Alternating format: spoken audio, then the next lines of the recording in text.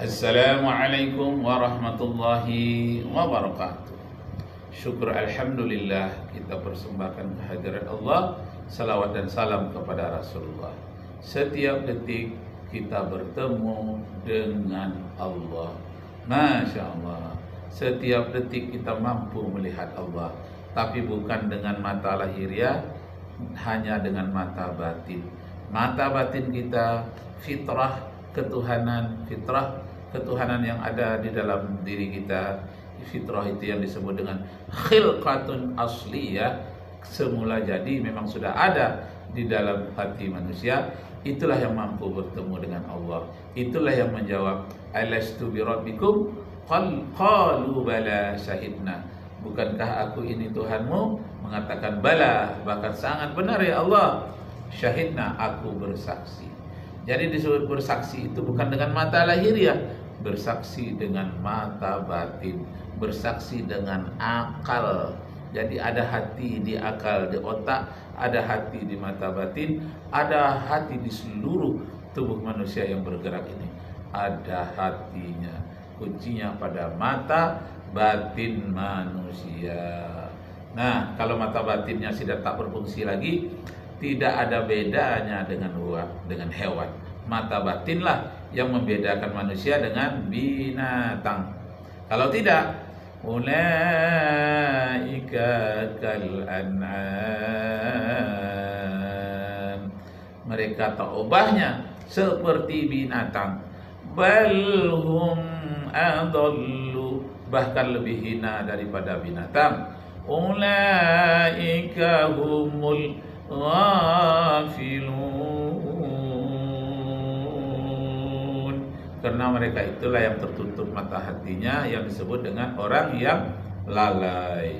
Masya Allah, Allahu Akbar. Tetapi itu terjadi karena Allah sang penciptanya mengatur dentuman itu sedemikian rupa sehingga tidak terjadi ketidakseimbangan. Dengan kata lain, Allah mengatur sejak dentuman pertama hingga perjalanan benda-benda alam ini hingga kini. Nah, dentuman, terjadi dentuman pertama di ruang angkasa sehingga terbentuknya bumi. Apakah dentuman itu disebut dengan ledakan?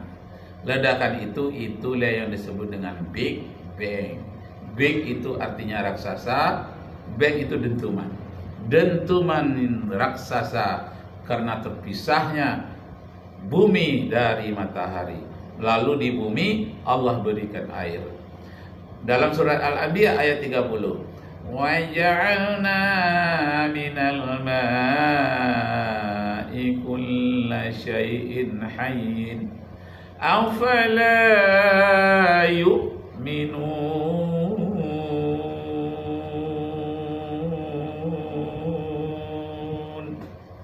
Dari airlah Allah ciptakan seluruh makhluk biologis. Dan apakah manusia belum juga beriman, belum juga merasa menyaksikan Allah, belum juga merasa bertemu dengan Allah? Bedakanlah dengan orang-orang kafir yang mata hatinya tertutup, hanya mata lahiriah terbuka. Karena itu mereka memerlukan patung, memerlukan sarana untuk melihat Allah. Katanya dilihat dengan mata lahiriahnya. Tapi dalam Islam tidak menggunakan mata lahiriah saja. Yang paling penting lebih lagi adalah mata batin. Mata lahiriah iya juga, tapi lebih penting adalah mata batin. Tidak mengapa kadang-kadang orang itu menjadi buta, asal mata batinnya melihat. Banyak orang yang buta-buta, termasuk sahabat Nabi Abdullah bin Umi Maktum, orang yang buta matanya, tapi hatinya melihat. Itulah disebutkan oleh Allah dalam Al-Quran. Man kana fi hazihil a'ma wa huwa fil akhirati a'ma. Siapa yang buta mata batinnya, bukan ini. Siapa yang buta mata batinnya di dunia, dia akan buta pula besok di akhirat. Kenapa? Karena dia merasa tak bertemu dengan Allah.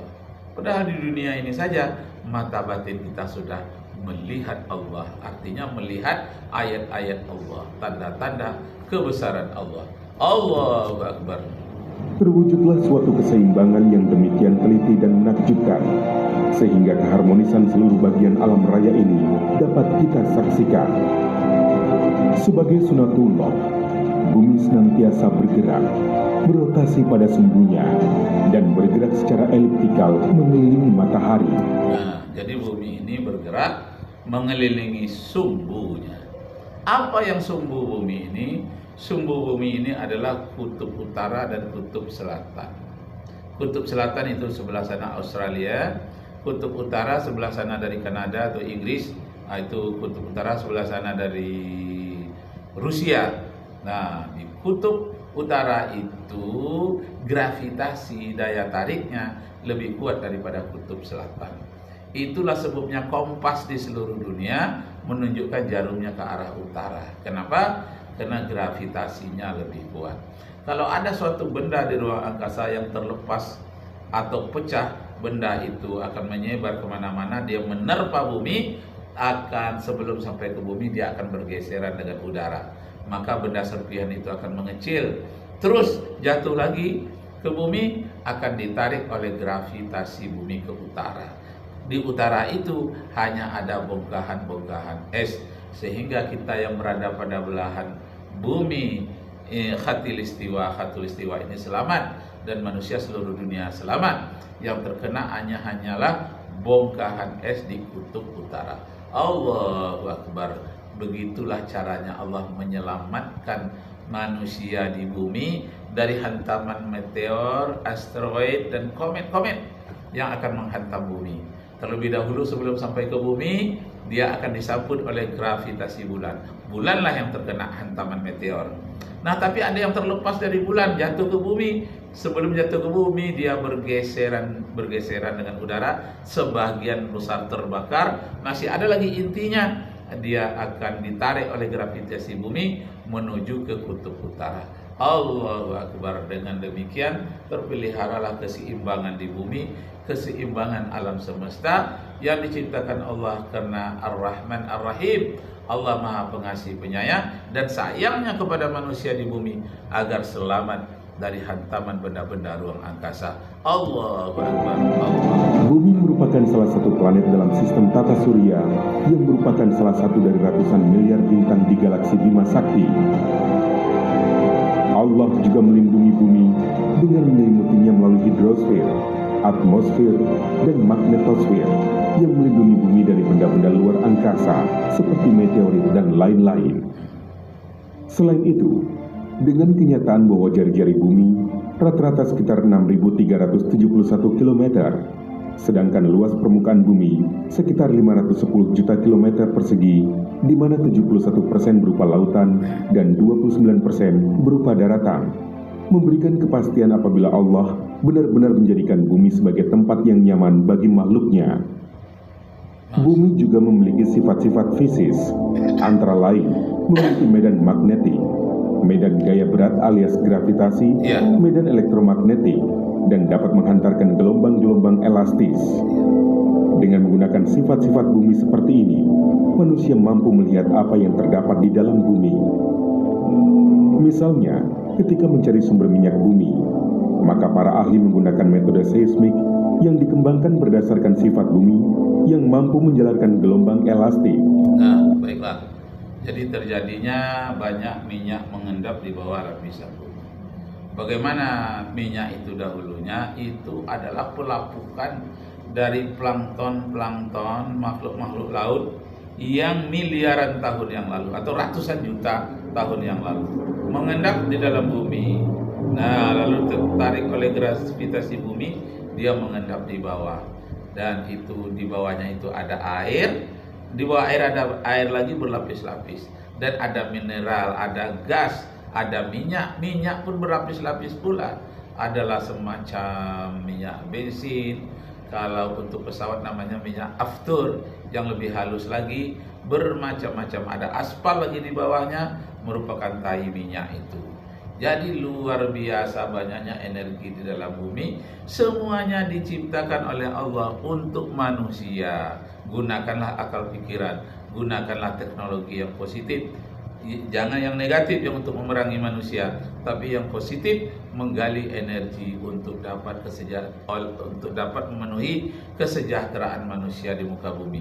Allahu Akbar, Allahu Akbar, walillahi. Metode gaya berat, magnetik, maupun elektromagnetik juga digunakan dalam mencari sumber daya bumi. Tanggung jawab manusia sebagai Khalifatullah fil Ard adalah memanfaatkan bumi sebaik mungkin dan menjaganya agar tidak rusak akibat ulah manusia sendiri. Jika manusia merusak bumi, maka keseimbangan alam akan berkurang. Akibatnya, bencana akan datang dan yang merasakan dampaknya bukan saja manusia, melainkan makhluk hidup lainnya. Masya Allah. Jadi Bapak Ibu Saudara sekalian, siapa yang merusak bumi ini? Apakah aguan saja dengan Antoni Salim? Tidak. Banyak yang lebih besar dari itu. Di Israel misalnya, di Amerika, di Arab Saudi, banyak sekali kerusakan-kerusakan itu. Yang nyata di Pulau Sumatera, kerusakan itu seperti di Pulau Bangka akibat penggalian timah, dan banyak lagi di sungai-sungai Teluk Kuantan orang mencari emas, dan kemudian di Sumatera Barat juga di beberapa kabupaten orang menemukan ada emas di sana. Ada yang dilakukan secara pribadi, ada yang menggunakan alat berat, dan ada yang memang suatu yang sudah dikoordinir oleh pemerintah.